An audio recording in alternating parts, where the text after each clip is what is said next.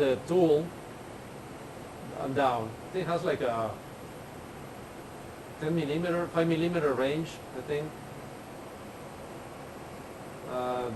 This is the Prong Controls. From here you can control to start and stop programs. Select which program you want to run. You can add them to that drop down. This is the feed rate override. So it doesn't matter the speed that you set on the machine. You can lower all the axes together to run at lower speed. If you pull that one. This is just the locations where you are. It tells you the location of X, Y, Z on the axis. The location of the platform? Yeah, where the stages are. Yeah. And this is where you jog. This is your jog control.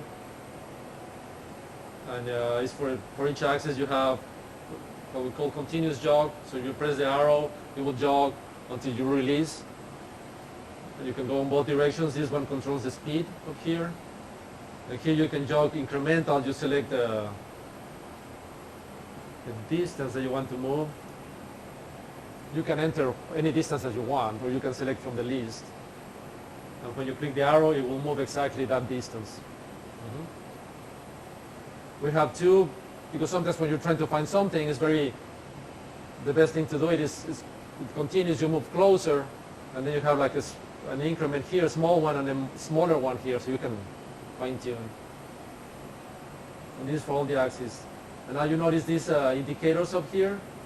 That tells you if the axis is phased, if the axis is home, and if the axis is enabled.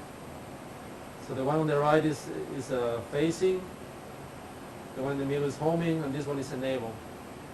So right now it's telling me that this axis is connected because it's yellow, but it's not homed, and it's not phased, and it's not enabled either. If the arrows are red, also means that they are not enabled. Here we have what we call the operator control.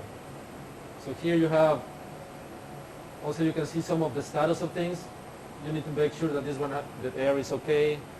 If this is not okay, nothing is going to work. Your stages don't work. If you have argon, you can connect an argon bottle. I think, yeah. I need to remove that. So if the vacuum is on, the fixture vacuum, the dry run switch is on. Is this an active or bypass? Okay. Here you can turn on and off the cabinet lights. So you see it's on. You can turn them off. The lights come on automatically when you open the door, and they turn off automatically when you close the door. Here you enable all the axes. These are buttons. You can enable the axis, disable the axis, home all the axes, or face the axis. You can also, here if you right click on the indicators, you have a menu. You can also just enable this one. The button here on the operator controls enables all of them, or disables all of them. And from here you can do it axis per axis. So you cannot home the axis until they are phased. Phasing is just getting the electrical distance between the whole switches. So you need to do that before you home. Most of the axes are already home, already phased, except the air stages, X and Y. They phase at startup, but sometimes that fails. I will show you why. In this case, X failed at startup, so you have to phase it again. Y is already phased, it's telling you that it's phased. All of them are phased. If we open the door, let me show you what the phasing is. So during phasing, the controller starts moving the axis a little bit, try to find the whole switches. And then once it finds the whole switch, it maps that to the encoder. If the axis is all the way on the side, it cannot move it. It moves back and forth. So if the axis is all the way to the side, it cannot move back and forth because it hits the limits. So that's why X failed. You couldn't do that. So you have to push it a little bit. And even you can hold it with your, because this axis is pushed this way. These hoses are pushing everything. So that's why it's here and sometimes fails. So to face it, just push it. You can put whatever. You can put your finger. You can put anything. Excuse me. And then you click face axis. And you'll start facing. You will see that it starts flashing there, trying to face, and you will feel it here that it's facing. If you let it go right now, it's going to fail the facing because it will start moving by itself and not by the controller.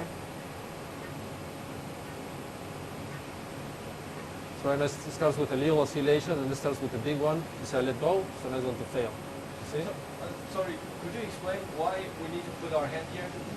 Yes, we need to keep the axis steady, but not at the edge.